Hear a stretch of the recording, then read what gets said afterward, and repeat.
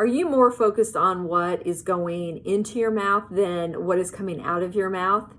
For a lot of years, I was so focused on what I was consuming. I was focused on calories and what I should be eating and all of those kinds of things, instead of how I was speaking to people, the things that I was saying. And in fact, what I ate and how I felt about all of that impacted the words that I spoke. And it usually wasn't in a good way.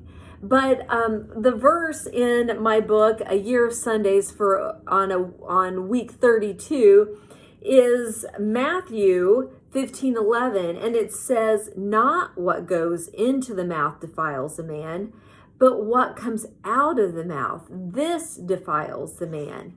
And I would track everything that I was eating. I would write everything down, and it got me thinking, what if every word that I spoke got written down? What if people looked at that? What would I think when I was going back through my journal or whatever, instead of, how we would constantly go through, okay, what was I eating? How did I eat to get these kind of results? What if I looked back at everything that I'd said, and that was on display, and what kind of impact was it having? What kind of words was I speaking to people, and how were they making people feel? And was I making a difference? Was I making a positive impact on others?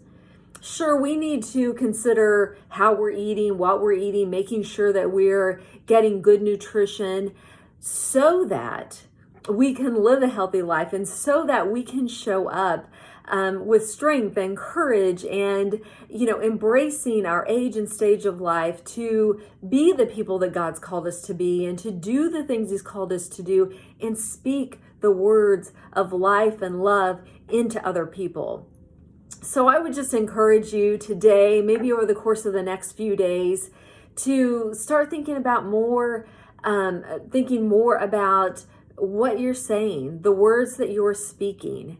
Yes, take a moment, be mindful of the things that you are consuming. But again, like this verse says, it's not what goes into the mouth that defiles a man, but it's what comes out.